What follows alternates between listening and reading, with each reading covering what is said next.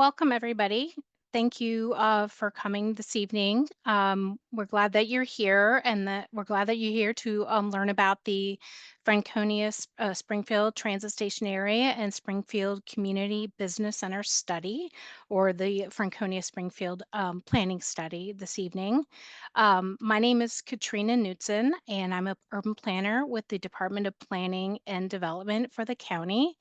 And we have a group of folks here tonight on the webinar who will be presenting or who are also part of the team participating in this study. We have other county staff here tonight, and we have also our consultants from Smith Group and Brick and Story as well that are helping us with the planning study, the visioning part of it. So I'm just going to go ahead and start off by doing introductions first. I'll go ahead and start with the county staff. And Aaron, if you'd like to go ahead and start off, county staff, and introducing yourself.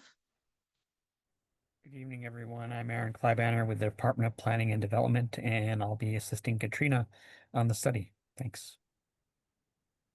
Great. I know I have FCDOT staff here. Hello, my name is Taylor Waymeyer. I am from the Department of Transportation. I am joined by Thomas Burke and John King. Hello. Sorry, John King. Tom Burke. Hi, guys. Thank you. Well, great. I'll go ahead and turn it on over to our consultant team. I'll start with Meryl, if you'd like to introduce the Smith Group. Thank you. My name is Meryl St. Ledger. I'm with Smith Group. We are an architecture, engineering, urban design, landscape architecture firm, and we're excited to work with you all. I lead the urban design and planning studio and am the lead urban designer and project manager for this study. I'll turn it over to Nick. Hi, everybody. It's nice to meet you tonight. I'm Nick Martinazzi. I'm also with Smith Group, co-workers with Meryl. I'm a urban designer and landscape architect. I'm a part of our planning studio as well, and I will pass it off to our coworker, Michaela. Good evening, everybody. My name is Michaela Davis. I am an urban designer and landscape designer on the team here at Smith Group. Looking forward to sharing our study and research with you. Can turn it over to Brick and Story, Latoya. Thanks, Meryl. Good evening, everyone. I'm Latoya Thomas, principal and founder of Brick and Story. We are a planning practice that specifically focuses on stakeholder engagement and community outreach, and we'll be supporting engagement efforts on this effort. And I will pass it to my colleague, Joni. Hi, all. Joni Caden. I am with Brick and Story and helping to project manage for this project. And I'll turn it to Peter. Hi, everybody. Peter Mandarin here, assistant project manager with Brick and Story, assisting Joni and Latoya throughout the process. Excited to be here. Thank you. Great. Thanks, everybody. Appreciate it. Joni, I'll go ahead and I'm going to turn it over to Joni, and she's got some housekeeping things that she'll go over. Thanks, Joni. Sure. Thank you. Yeah, so I'll keep this quick, but before we get started, wanted to just walk through a few quick housekeeping items to make sure we're all oriented this evening. So first, we are recording this webinar, so it will be posted on the project website after this meeting in case you need to hop off early or you know someone that's not able to attend. So we will drop the website link in the chat box for your convenience right now, and we'll drop it through a few times throughout this meeting so that you have that on hand. So we're in Zoom webinar mode, and that means a few things for how we're going to manage the meeting this evening. So first, after I'm done going through these housekeeping items, we will start with a presentation. Following the presentation, we're going to have a short facilitated question and answer session at the end, and we'll hope to wrap up around 8 o'clock. So I'll go through some of these again once we start the Q&A. But for those of you who are using Zoom on your computer or on the app, we ask that you use the Q&A box that you should be able to see in the bottom menu bar for any questions that you have about the project. So you can type those questions in at any point during this meeting, and we'll respond to them during the Q&A portion at the end. If you're joining by phone this evening, you will have the option to raise your hand and ask a question verbally. We'll ask that you keep these questions brief so we have time to get through as many questions as possible. And in order to do that, you'll need to push *9 to raise your hand and then *6 to unmute yourself. Again, we'll facilitate that at the end of this session. And for any questions that we do not get to, we will be developing a project FAQ document that will have the questions that we answered today, and then also any that we didn't get to, and we'll be posting that online in the coming days as well. Additionally, please use the chat box for any technical issues that you have. Again, project-related questions in the Q&A box. If you have technical questions, feel free to put them in the chat and our team can respond in real time. So thank you again for joining us. We appreciate all of the interest in this effort, and we are hoping to end this meeting on time. So with that, I'm going to turn it over to Katrina and the county for a presentation. Great. Thanks so much. So let me go ahead and share my presentation here.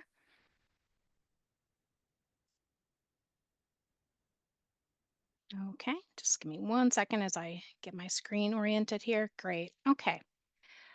Well, this is a study. So welcome again, everybody. I'm glad you could join us tonight. So I wanted to start off. Let me just actually adjust my screen really quickly so I can see better. Okay, so this is the study area that we'll be considering for changes to the comprehensive plan. Let me grab my laser pointer here.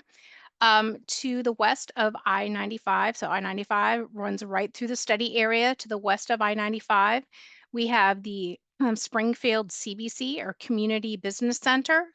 And then to the west is the Franconia-Springfield Transit Station Area, or TSA. So on a later slide, I'm going to talk a little about what a CBC and what a CBC is and what a TSA is and what that means. So the study is officially known as the Franconia-Springfield TSA and Springfield CBC study, but that's a lot to say, so we've just kind of shortened it to just the Franconia-Springfield study. Okay, so just for a little bit of background, on April 11th, 2023, the Franconia-Springfield study was added to the Comprehensive Plan Work Program, which we use to determine which areas in the county we're considering for changes to the Comprehensive Plan.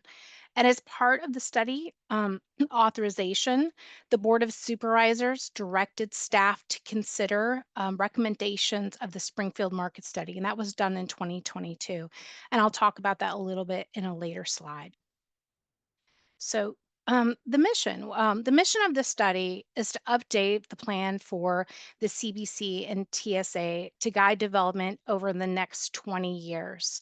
And some of the key goals include, reevaluating the land use mix, determining appropriate levels of growth and intensity, defining and reinforcing the community character, and ensuring that the proposed land use mix can be supported by existing or planned infrastructure. So there are going to be 3 phases to the study. And right now we're entering into phase 1. That's where we are, is the part of the visioning for the study. And county staff, along with our consultants, will work with the community. We're going to be creating 3 initial scenarios for the study area. And then we will consider community and stakeholder input from, we're going to be having focus group meetings, these community meetings, and also from an advisory group that's part of the study. We'll use their input to develop the final preferred scenario, which will be summarized in a report that Smith Group creates. So that'll kind of be the vision plan. And then staff will take that vision plan in that second phase, and we'll do our analysis on it. We'll be evaluating potential impacts. The analysis will guide draft comprehensive plan recommendations prepared by the county staff. And then the third phase is really kind of that decision-making phase. It's where the Planning Commission will make a recommendation on the staff's draft comprehensive plan recommendations. And then the Board of Supervisors will make a final decision on the recommendations that could possibly be adopted into the comprehensive plan for the study area. So let me start off. So what is the comprehensive plan? I know some of you on the webinar tonight might be familiar with the comprehensive plan, but some of you may not. So um, the comprehensive plan is a guide for decision making about the built and natural environment. And the purpose of the comprehensive plan is to manage growth and development and balance the preservation of other resources, such as environmental and heritage resources, to name a few. Um, this slide shows a side-by-side comparison of the comprehensive plan and the zoning ordinance. And I know a lot of you might be more familiar with the zoning ordinance and zoning, but this is a side-by-side comparison. So it's implemented through that zoning process. And the zoning ordinance, that is law. And that's where more specific standards can be found, such as regulations for setbacks, open space, parking, and specific uses. And then changes to the zoning map are requested through the redevelopment process. And during this process, proposals are evaluated for conformance with the recommendations in the comprehensive plan. And that's how the two kind of work together hand in hand. So the comprehensive plan has several components. We have the policy plan and the plan maps. They cover the entire county. Policy plan includes broad policies that apply countywide, while the plan maps, they illustrate countywide policies as well as recommendations. The area plans are more specific, and the area plans here and are more specific, and they address often sometimes smaller geographic areas. And these can range though from large areas such as Dulles Airport down to individual properties. The county is divided into 4 major areas, and each of these areas is further divided into smaller geographical areas. So I've explained what the policy plan is, and we also have a plan glossary that gives definitions for terms in the comprehensive plan, and then the plan maps, which I mentioned. And then here is the map. This shows the 4 areas that I mentioned, and then they're broken down into small areas called plan districts. And then we also have special areas in the plan. Um, and the TSA and the CBC that are part of the study area, those are both special areas in the plan. So this map shows what we refer to as the concept for future development. And it includes 2 main parts. The concept map, which illustrates the general location and character of future land uses, and the land classification system over here, which is it defines 8 broad categories that describe the county's desired character. And on the left over here are special areas. And except for the industrial and large institutional areas, these are mixed use areas where most of the county's future growth is planned to occur. Included in that, we have the community business centers and the transit station areas. So we have the Springfield CBC and the Franconia-Springfield TSA. They're located here. So moving on, um, to explain a little bit about the existing plan, because that's what we're going to be changing. That's what we're going to be looking at to change.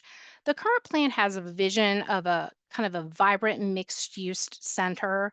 It envisions in the CBC here a village center located here. It envisions a town center over in the TSA, which we have. It also envisions, connectivity both for pedestrians and vehicles between the 4 quadrants of the area. Talks about a grid of streets, urban parks and open space, as well as urban design guidelines. So the plan for this area, for the Franconia-Springfield area, the study area, also includes a set of area-wide recommendations covering a range of important themes. As you can see on the slide, these include land use, which I'll discuss a little bit more in detail in the next slide. But there's also a great focus in this plan on urban design, streetscape guidance, transportation. There are lots of transportation recommendations, as well as urban parks and open space. And that plan also has some language about for the area-wide recommendations for heritage resources, the environment, affordable housing, and universal design, and schools as well. So as far as some of the land use recommendations, the current plan, the study area, which we see in the yellow and the pink here, it's broken up currently into smaller geographies. They're labeled with the letters here. And for each of these land units, that's what we call it, the land units have specific recommendations for each land unit. So those can be, the type of use, whether say it's planned for office or if it's planned for residential, and then it can even have recommendations regarding any small transportation improvements. It can have recommendations of there any additional environmental recommendations, et cetera. But they're very more specific to those land units. So I mentioned early on when this study was authorized, the board directed staff to consider a market study that was done in 2022. And the study was done by HR&A. It's a firm that does those types of studies. And this was done through the Economic Development Authority at the direction of the board. And there's some major findings that came out of that study. The study noted that Springfield, this area, the study area, is really a value location. And so when it's compared to some of the other areas around us, for example, Arlington, DC, it's much more affordable. It also notes that although there absolutely has been some investment in the area, but it's not the mixed use investment that the plan envisioned. There's also, with the exception of the new Springfield Town Center multifamily building, which you see here at the top, there really hasn't been any new residential development within the study area for the last 20 years. And also, the area was impacted, just like the rest of the county, was impacted by the pandemic, especially with hotel and office. And also, this area benefits from just being located in the region itself. So the recommendations in the study, they were broken down into 6 nodes, and those had specific recommendations for each node that were broken into these areas that actually kind of come out of the existing plan. So mixed use development, connectivity and infrastructure, placemaking, equitable development. The study also identified catalyst locations to anchor new walkable mixed-use development. Some of the recommendations would be implemented, via other mechanisms. So not all the recommendations in the market study would be appropriate for the comprehensive plan, but many of the recommendations were directly comprehensive plan related, such as development flexibility for residential uses, pedestrian and bicycle connectivity between the areas and transit, and parks and open space recommendations. So staff also, as part of this, we prepared an initial existing conditions report, which is available on the project webpage down here at the bottom as well. So when we share these slides, you can just click on the link. But so this slide shows just, and some of the following slides are just some of those things from the existing conditions report. So this has a highlight of the demographics. So the data for the demographics in our existing conditions report, there was based on the Census Bureau's American Community Survey for the years 2013 and 2023. And the geography that was used was the Springfield census designated place. So it's the boundaries don't match up exactly, but it just allowed us to have, that aggregated data so that we could use this. So in the 10-year period, the population of Springfield decreased slightly. Springfield comprised approximately 2.8% of the county's population in 2013, and this decreased to 2.6% in 2023. Both the county and Springfield saw growth in the older segments of the population. And in Springfield, the 65 to 84 age cohort increased by 33%. The white population shrank in the area, and the Asian population increased, while the Black and Latino populations remained stable during the 10-year period. So that was from 2013 to 2023. The median household income increased in both Springfield and the county by roughly 40%, with increases in the top three income tiers in both areas. And Springfield had a lower proportion of the population with bachelor's and graduate professional degrees than the county by 2023 than in 2013. I'm going to say the slide also mentions the vulnerability index, which I'll talk a little bit more on the next slide. Um, the slide also highlights some of the pronounced changes in the 10-year period for some statistics. Um, the full report includes data on other variables such as age, language spoken at home, industry, class of workers and housing, tenure. So if you're interested in more demographic data, that is an existing condition report. So, as far as the vulnerability index, the county developed the vulnerability index tool based on the American Community Survey data, which I mentioned, and to map socioeconomic vulnerability to illuminate, smaller, more vulnerable areas of the county that are often missed when looking at the county as a whole. Um, the variables measured include low income occupations, low educational attainment, and severely cost burdened renters, among others. The 5-point scale runs between 1 and 5, with 5 being the most vulnerable. And so I just want to point out, 2 of the 8 census block groups in the Springfield ranked high in terms of vulnerability, which these are the 2 kind of darker areas on the map. So you can see that.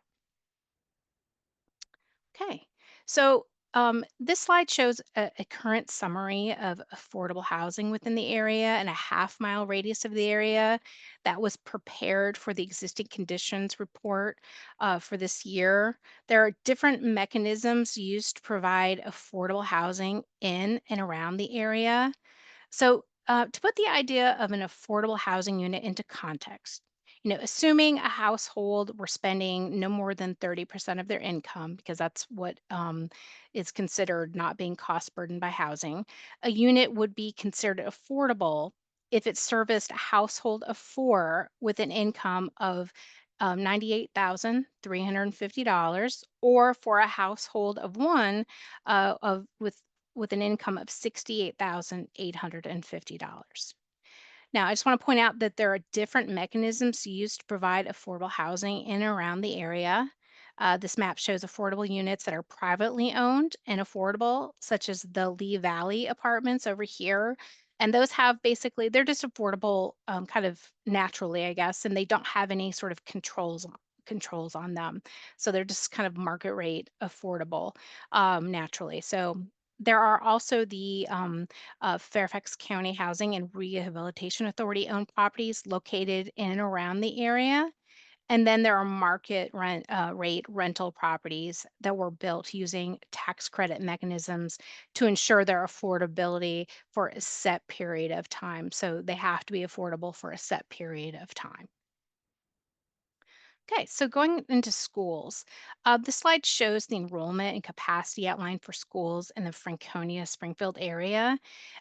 These are the schools that service the area.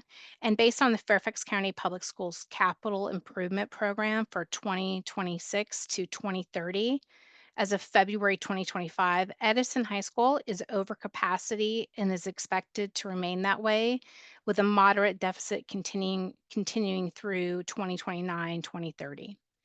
Twain Middle School is at capacity now and is projected to exceed it by the end of the projection period. And several schools have available space and are expected to maintain a surplus. These include Key Middle, Crestwood, Forestdale, Garfield, and Springfield Estates Elementary, Lewis High, Franconia Elementary, and Lynbrook Elementary also have sufficient capacity to support both current enrollment and future growth. And looking ahead, even with a full build out under existing zoning, Edison High School and Twain Middle School are still expected to face, moderate challenges. Other schools like Lewis, Key, Crestwood, Garfield, Lynbrook, and Springfield Estates are anticipated to retain a surplus. And Forestdale and Franconia Elementary are projected to have enough room to handle future growth as well.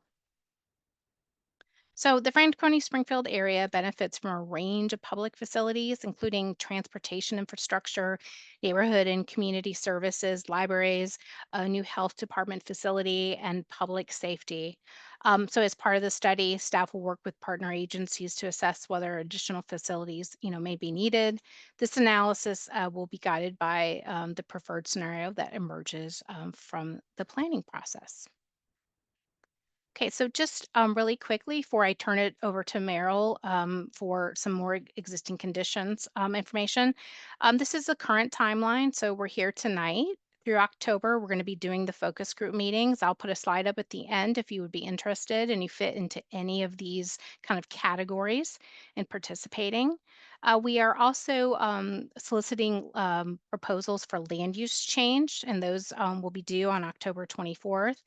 In November, we're going to be having our visioning meetings. That's where we're rolling up our sleeves and really getting down to business and listening to everybody.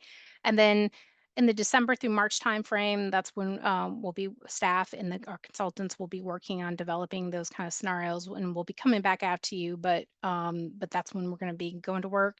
And then come May, that's when we'll have the final vision plan. And then in the fall of winter, that's when staff will be taking that and kind of doing their analysis of next year of 26. So I'll go ahead and turn it over to Meryl for her additional existing conditions. Thanks.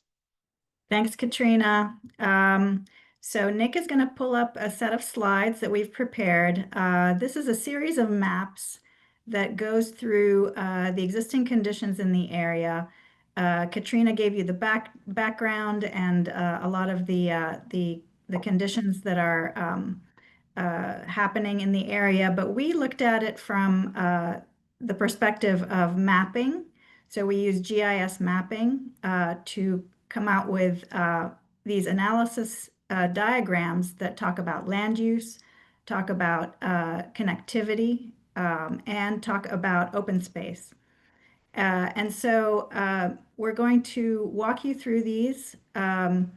Again, mapping as well as on-the-ground examination of the area. We did a very lengthy site tour with the county folks, and the purpose was to really understand what is happening on the ground, and that's reflected in the next few slides that you're going to see. So Nick is going to take us through the land use diagrams that we've prepared, and Michaela is going to talk about connectivity, and I'll end with the open space. Nick, you want to start? Sure thing. Thanks, Meryl, for the introduction. So we're going to go ahead and begin to walk you all through some of these maps. I understand some of the labels and coloring might be hard to see, so we're going to do our best to walk you through what these maps are illustrating. So this first map we're going to go through is what we're calling the major destinations map. So this looks at all of the major destinations within the study area. So I'll list some of them off here, but you can see some of the labels as well. In orange, we've identified all of the grocery stores.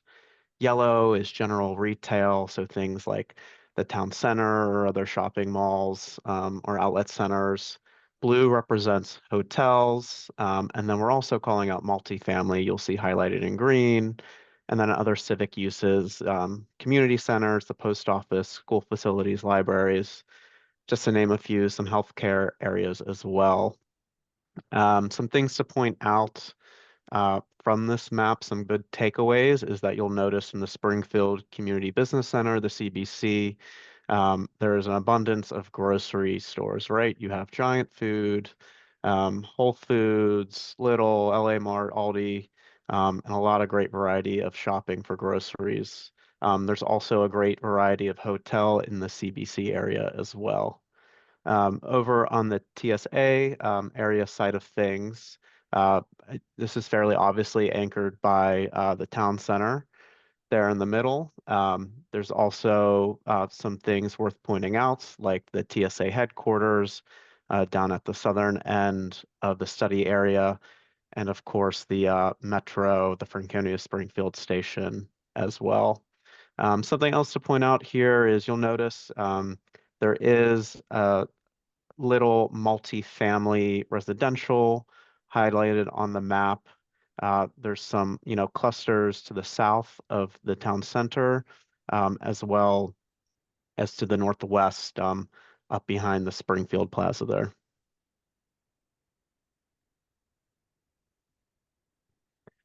So here at this map, Hey, what Nick, we, I'm going to interrupt for a second. course. There's a black rectangle that is showing up on our screens on the right-hand side. Is that something on your screen? It could be where I'm viewing your cameras. So let me get rid of that. Yeah, How does that look now? it's still, okay, there we go. Thank you. Yeah, no problem. Okay. Hopefully that helps everyone see a little bit easier. So for our second map here, what we analyzed was what we're calling properties unlikely to change. So we're really categorizing this in 3 ways. You'll see in the dark and light purple, these are properties in the dark purple that were recently developed. And when we say recently developed, we mean properties that were developed within the last 10 years. Light purple is to be developed. So these are properties that are planned or about to be developed in the near future. The second category is what we're calling fixed development, and that is that light blue color. So this is mainly, your privately owned homes, any multifamily residential, the TSA headquarters, areas like that are private residents and such and will not change. And then in red, you'll notice a lot of red. This is what we're calling the government-owned properties. So this is really a collective of properties. This could be county-owned, state-owned, federal government-owned. So this is anything from the TSA headquarters area, from the metro, to some of the WMATA-owned land, the Springfield commuter garage, the library, and so on. So again, some big takeaways is you notice a lot of red, lots of government-owned land. And then in the TSA area includes a lot of privately owned homes and some multifamily residential. And then really in the center there, where that purple is where you're seeing some of the recently developed and to be developed parcels.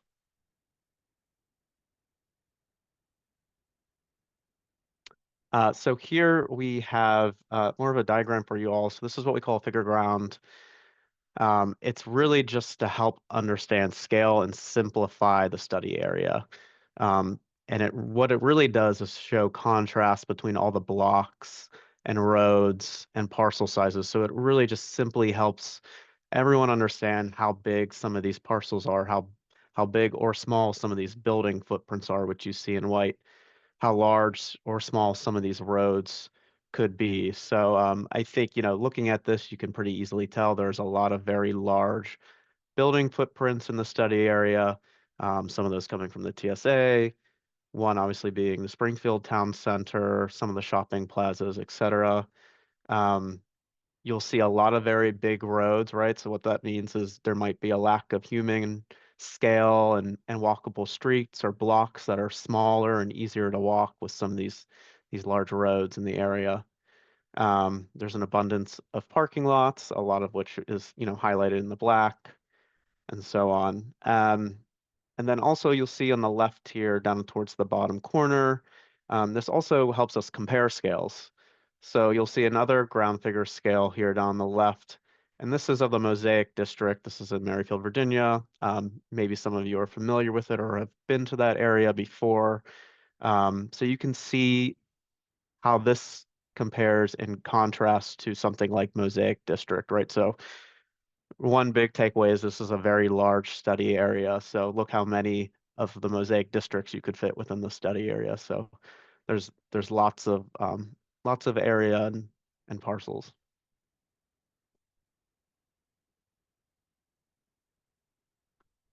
This looks at existing land use.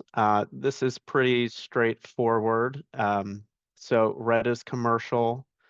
The shades of yellow are going to represent residential. So the dark yellow is high density.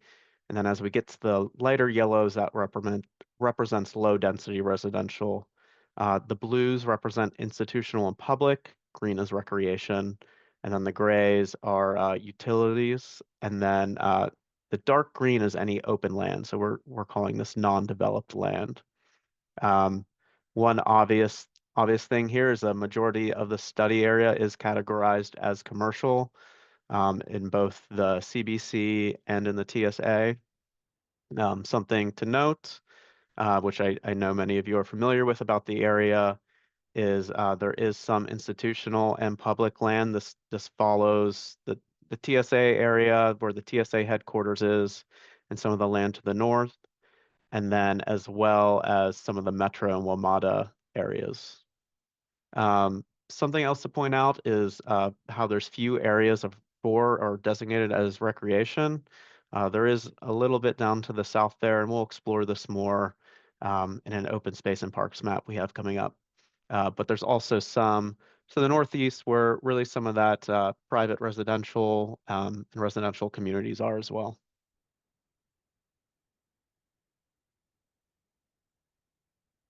And I'm going to pass it off to our teammate, Michaela. Thanks, Nick. So this next diagram is looking at vehicular connectivity in the area, and really car access is pretty central to navigation, and this sort of analyzes it at a range of scales. So with the pink line dividing the middle, that shows I-95, which has the greatest capacity for cars and really divides the site in half. The next largest scale of roadways are what we call major arterials. And that's shown in the yellow line where Franconia-Springfield Parkway is, and this carries like dense traffic through the area. It's not really focused on streetscape, but not quite as dense as the highway that runs through the center. The next densest roadway are what we call minor arterials, which you can see in the orange line where like Franconia Road, Black Click Road, Amherst Ave. They carry a significant traffic volumes and accommodate bike and pedestrian traffic. They are more dense, but not quite as dense as like Franconia's Springfield Parkway. But they intentionally balance like vehicular traffic and pedestrian serving like retail and office space. The next type of roadways are collectors, which you can see in the purple line work. These collector streets they carry fewer vehicles than the minor arterials, but they aim to move traffic to and from residential and commercial areas and focus on creating this level of balance between local streets. And those you can see in the smaller lines that are this brownish gray color. And local streets focus on like typical retail and destination, and really cater to pedestrians and while still balancing vehicular traffic. Streetscape conditions are vital to creating balance there. The pedestrian experience takes precedence and plays a pretty vital role and makes them feel like human scaled. And then we have also pointed out these key intersections in blue here, which in future parts of the study will probably play a major role in how we view street interventions.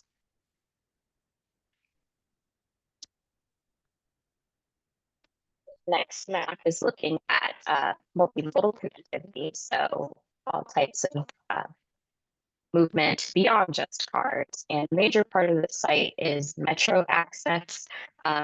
We know the blue line ends on the southeastern edge here, and also the VRE, the Fredericksburg line, creates really pivotal regional access, making this site pretty well serviced by a lot of different folks coming throughout. These numerous types of connections beyond just cars make it vital to bringing people together around here. Beyond just that, there are several bus routes that go throughout the site and create critical access to numerous destinations. There are also plenty of pedestrian and bicycle routes. They're present, but a bit fragmented. So there's limited pedestrian connection across I-95, but we can see that divides the center. And so those are going to be very critical to future work that we do in making the site destination feel accessible at a human scale. So yes, thank you.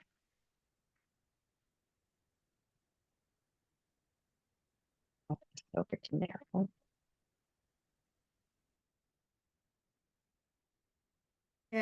Okay. Thank you, Michaela. Apologies for the slightly glitchy audio on Michaela's side. There was nothing we could do about that.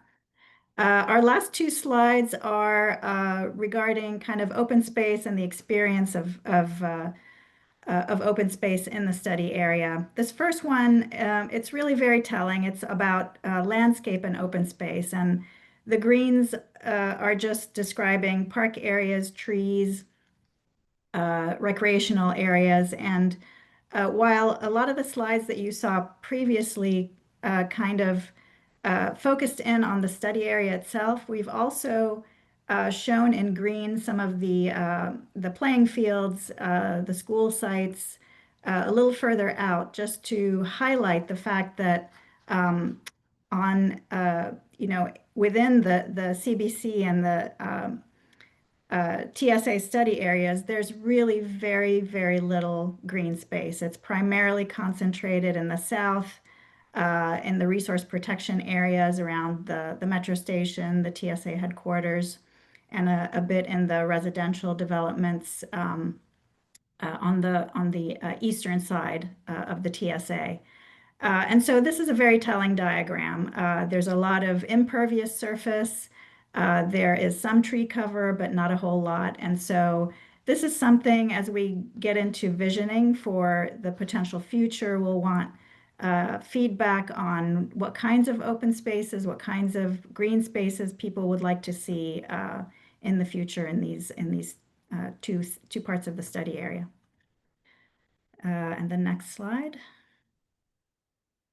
And this final slide is a bit of a step towards how we're going to start visioning in the future. What this tells us in red, yellow, and green lines is it's kind of an analysis of edges.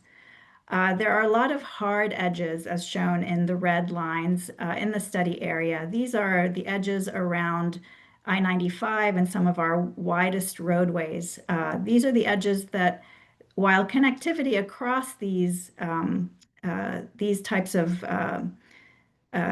edges, again, is very important, it still means that they're primarily going to be vehicularly focused and possibly not very walkable areas. The contrast to that is what's shown in the green lines. These are more walkable streets, more crossable streets. They may have good intersections, and we want to build on that type of finer grain of street and block that is that works both for cars and for pedestrians, and then also for transit and cyclists. And then somewhere in between are the yellow lined edges, which are streets that have the possibility for some improvements, edges that could be made more sort of soft, more permeable, and these are the areas that we can work towards improving as we go into the development of scenarios in the next phase. So that concludes the maps that we wanted to share, showing some of our existing conditions analysis. As we go into the visioning session upcoming in the next month, we'll be sharing those in both in the in-person visioning session and the online visioning session. But you'll get to see how some of that transforms into thinking about potential future visioning for land use, for connectivity, and for open space. So I'll turn it back over to Katrina. Great. Thanks, Meryl. Appreciate it. Okay. Well, I guess is now is time to I guess go through the questions and open it up. I have answered some of the questions. in the chat. Joni, I'd go ahead and I guess turn it over to you then to help facilitate that. Sure. Thanks, all. So I'm just going to quickly review a few of those housekeeping notes if you didn't catch them earlier. Thanks to everyone who's been putting questions in the Q&A box as we've been going. We will get to as many as we can. So as a reminder, if you are using Zoom on your computer or on your app, you will see that Q&A box at the bottom of your menu bar. You can type questions there. We're not going to do verbal questions from folks on Zoom just for the sake of time, but feel free to put them in the chat. As I mentioned, anything we don't get to, we will try to address in an FAQ doc posted on the website in the coming days. If you're joining by phone, you will have the option to raise your hand and ask your question verbally. To do so, you can use the phone controls on your keypad. So if you hit *9, that will raise your hand. I will do my best to call on folks who raise their hand from the phone. And then *6 is what you can use to unmute yourself if we call on you. Keep your questions and comments brief. And again, please just use the chat box for technical issues. So we have gotten a bunch of questions coming in, a few of which have already been answered in the chat box, but I'm going to quickly just read them so that folks that are on the phone and might not be able to see the box can have access to the answers. So one of them was a question about the time frame for the phases. Phase 1 will be through May 2026. Phase 2 will start after that and continue through fall or winter of 2026. And then phase 3 to be determined, likely early 2027. There was a question about living in Franconia outside the TSA boundaries and what the land use plans are for that area. Best answer to that question is to reach out to Katrina directly, depending on where you live. And it sounds like that one was taken care of. Let's see. One question I saw that I wanted to get to was the role of the Franconia District Land Use Advisory Committee. I wonder, Katrina, if you can speak to that. Sure. Thanks, John, for your question. Yeah, so we have on the advisory group, we have several members who are actually from the I refer to the Franconia District Land Use Committee. I usually say FUDLUG just for short. We have several members who are on the advisory group, and we're hoping that that they will share information with the rest of the membership. And we do plan at a strategic point to check in with the Land Use Committee. But again, we have members on our advisory group that are members of the Franconia District Land Use Committee. Another question, how will you connect with the residents in the high vulnerability areas to seek their vision for the area? Sure. And that's one of the functions of the focus groups is that we are trying to get, those high vulnerability areas do have a lot of renters in them.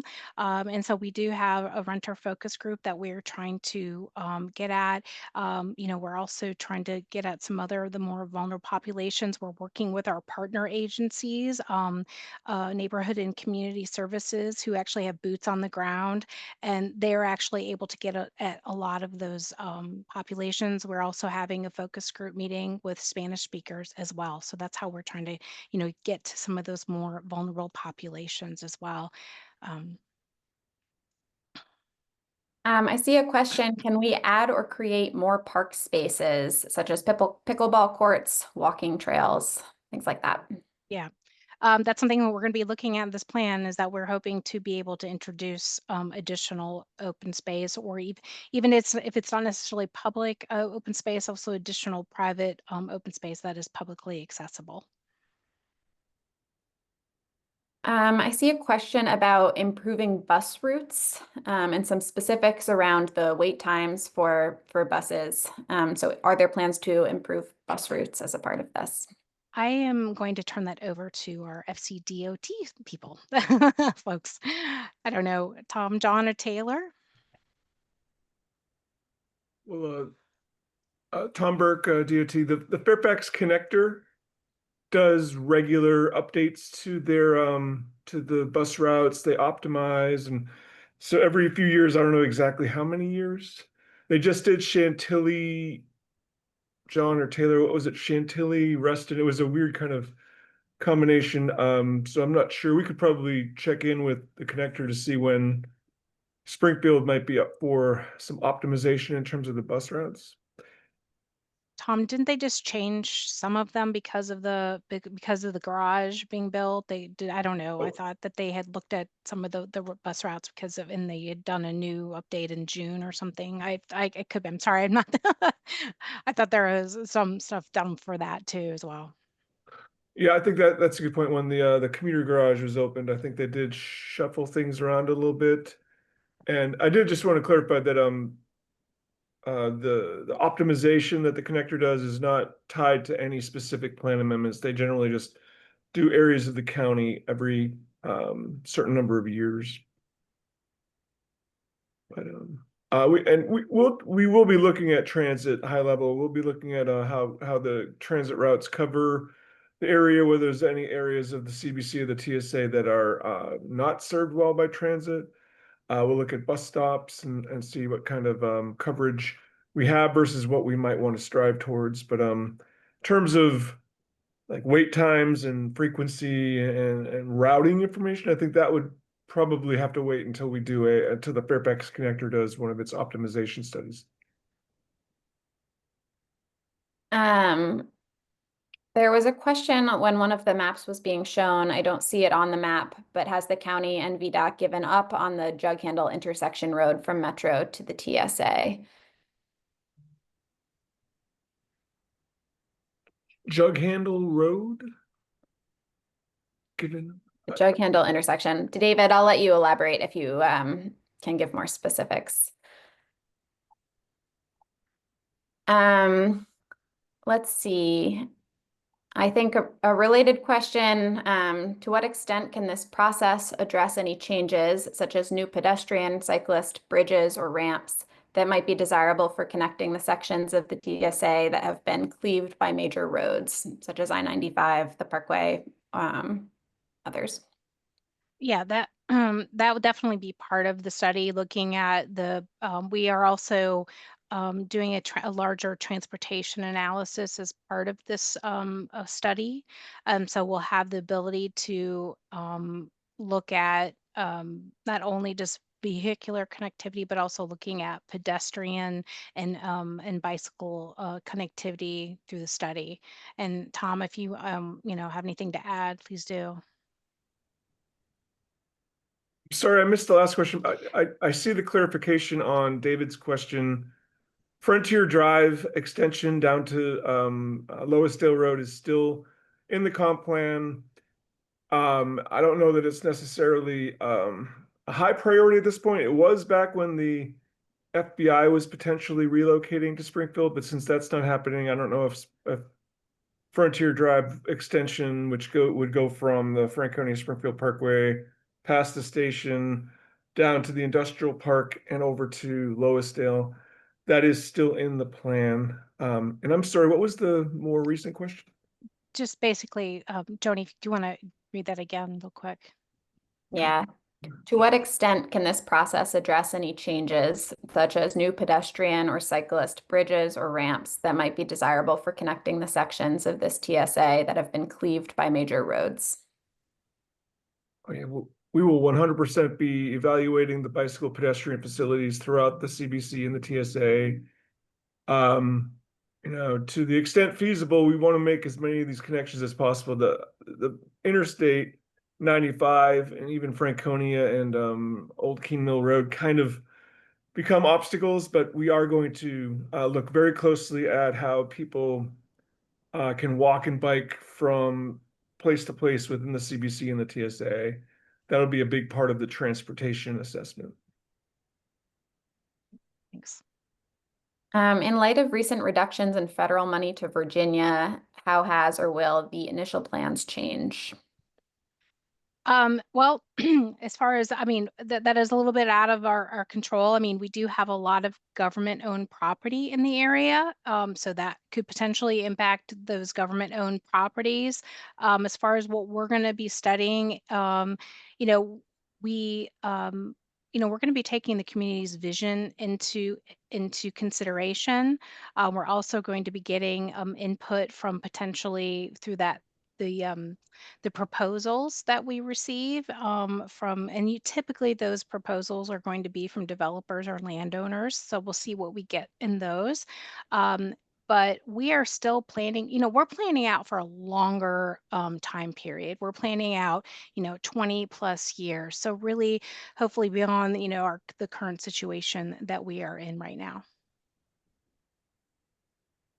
All right, I'm seeing a few questions about density, and then I think we will wrap up our session for tonight, and we'll go over quickly some the additional opportunities that you'll have to engage. There's also some questions about that, and hopefully get you out of here on time. But first, quick question on density. Have there been any requests in density changes?